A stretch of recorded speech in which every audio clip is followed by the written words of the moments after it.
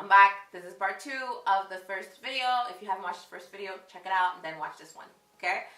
Welcome back. So this is part 2 on my how to plan and organize your travels. My tips. If you don't agree, then you don't agree. But this is just what I do as a single parent to be able to travel. So let's jump right into it. Okay, so these tips are more geared to first-time travelers, because I find once you travel on a regular basis, you kind of get the flow. You know what to pack and what to do and what to bring on your vacation. So if you're a first-time traveler and you're starting out and this is your first trip, don't go and buy everything new. Okay, the worst mistake that you can do is go out and buy brand new everything. You know, because yes, get a suitcase. You want to get a nice carry-on or a suitcase, and that's what you want. No problem. But if you need like international adapter, ask a friend who's traveled before to borrow their adapter. They're not using it. If they're not traveling, they're not using it. Or you know, you need brand new headphones, or like you know, a brand new battery charger. You can borrow those things, you know, like, or you know, toiletry kits, like, you know, those little toiletry bottles. You can wash them out and use them and borrow somebody else's. Because I think it's so easy to get caught up into the hype of a travel that you spend all this unnecessary money that you could be using for your vacation. If you get what I'm saying, it's like, you know, you're gonna go out and spend $100 on like toiletries and adapters and all that stuff, and this is gonna be your only trip for the next 2 years. Doesn't make any sense. You could take that $100 and put it towards your trip and get a nicer hotel, or, you know, eat a nice meal at a restaurant. So for me, that is, for me at least personally, that's what's important. I'd rather take that money instead of spending it at home and just spend it abroad. And also new clothes. People think that they're on a fashion show and they have to be not themselves when they get on vacation. That's not true. Maybe in the Caribbean it's true, but the rest of the world, they don't care. As long as you look presentable, you're clean, that's really all that matters. So the clothes that you wear at home, remember, people abroad has never seen these outfits.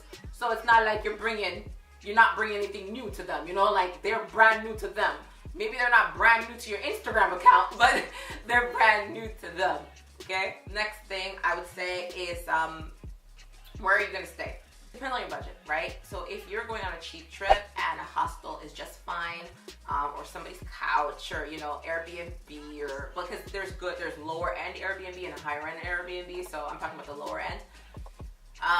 If that's where you're financially able to stay, that's how your trip is gonna go. You're gonna plan the nicest hostels, low-end Airbnbs, couch surfing that you can plan to have the best trip that you can have. If it's more mid-range, you're gonna say, you know, maybe some bread and breakfasts. Sometimes they're expensive, sometimes they're not. Mid-range Airbnbs, or mid-range hotels. Okay, and then high-end, so on and so forth. What I would say is TripAdvisor, or once again, I'm going to say TripAdvisor, they give you great reviews. They also have a thing where tourists, people who have stayed at the hotel, take pictures of the room. So I know that when you're looking at a hotel, it looks great because the hotel took those pictures at the best angles and the best point of the hotel, you know? It's like, you know, I'm not going to take the dirt in the corner. I'm going to take the nice, beautiful, just made bed and put it up on the website, or on the website for the hotel's pictures. But with TripAdvisor, you get the actual person, another human being staying in that room, seeing it, saying, okay, the sheets were dirty here. Yes, there's grime in the corner. Okay, maybe you shouldn't stay in that neighborhood because all you hear is sirens, or people are partying all night. Maybe you should take instead of the hotel is nice, but instead of taking a room at the front, make sure you take a room at the back where it's quieter if you like your sleep. Or it could be the neighborhood is not that safe.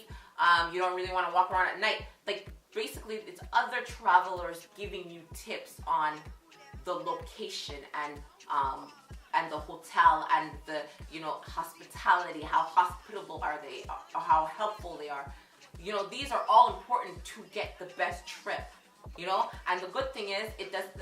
I find TripAdvisor doesn't discriminate, so it's not. They will review low end to high end, which is incredible. At least that's what I think. I think it's great to look at. Also, I like hotels.ca. That is great to find a less expensive trip. So I find they have nicer hotels for a lower price, and sometimes if you join, after 10 stays you get 1 night free, which is good. Also you get what was the other thing that you got? Oh, you get like special deals. So because you're joining them, you get like a special deal. So maybe the hotel is like $300 a night, but you're gonna get it for like $200 a night. Win-win. You just save your money and you're staying in a nicer hotel. So that's huge. And I used it for Europe. For Disney, it was Costco. Costco was incredible because I was a Costco member. I got a really good trip on and a good price for Disney, the airfare, and I stayed at a really nice hotel. So altogether, it was a really great decision. So what I would say is, when you're booking your stay, find the best way to save money, but also get the quality that you're looking for in your hotel stay. Okay? Last but not least, getting organized. For me, when it came to Europe, once again, I had to organize planes. So I went on 4 different flights. 4? Yeah, 4 or 5 different flights. I took trains, took buses, took boats. Okay? I had cars.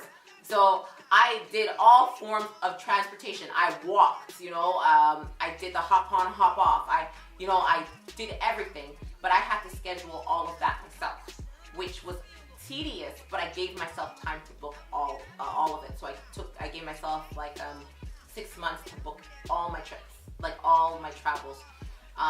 So that was huge. That was big in organizing my trip. It's easy to get overwhelmed when you're organizing a vacation for yourself.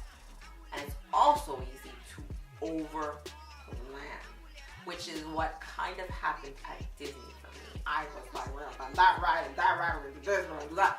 It was too much. My son was like, Mom, I just wanna stay at the hotel. I don't wanna go anywhere, you know? So you have to keep a balance. Know that you're gonna need some rest days. You cannot keep going 110%. You probably can, but you're gonna be exhausted after a vacation. You're gonna need a vacation, you know? So I would say, don't plan a ton of museums and you wanna see everything in one day and I'm gonna do it and it's gonna be great. What's gonna happen is that you're not gonna see anything. Everything's gonna be a blur. You're gonna be annoyed. You're gonna be tired. Give yourself a day to travel. For me, it was like I was there for 13 days or 14 days in Europe, and I gave myself a day of travel. So I did 3 countries, so that was 3 days for travel. I gave myself time to recover from jet lag. I said, okay, let's say I'm leaving Paris in the morning and I'm gonna be in London 2 hours later. I have all the rest of the day to be okay. I didn't travel at night. That was huge. I didn't want to travel at night. It wasn't, for me to get to my hotel late, I was not feeling that. So what I did was I would check out in the morning and I'd get to my next country and just relax for that day. And then the day after that I land in, let's say Venice, I land in Venice, the day after, that's when I became a tourist. That's when I walked around and I did everything. But the first day is just getting my meals, checking out the lay of the land, seeing the town, seeing how I feel, if I feel comfortable or not. Just, getting your bearings for that first day. So that's how I would say to organize. Don't be intimidated by the train schedules or different language, because most of the times there's English translation, and if not, there's you kind of know what it is in English, So it's like you can kind of figure it out, or you can just ask for help. So anyways, those are my tips. I'm happy that you're still watching, if you're still watching, and yeah, thank you so much. And I would appreciate any support or comments that you want to leave, or any tips you want for me for my future want to give me for my future travels. So thank you for joining. I'm out.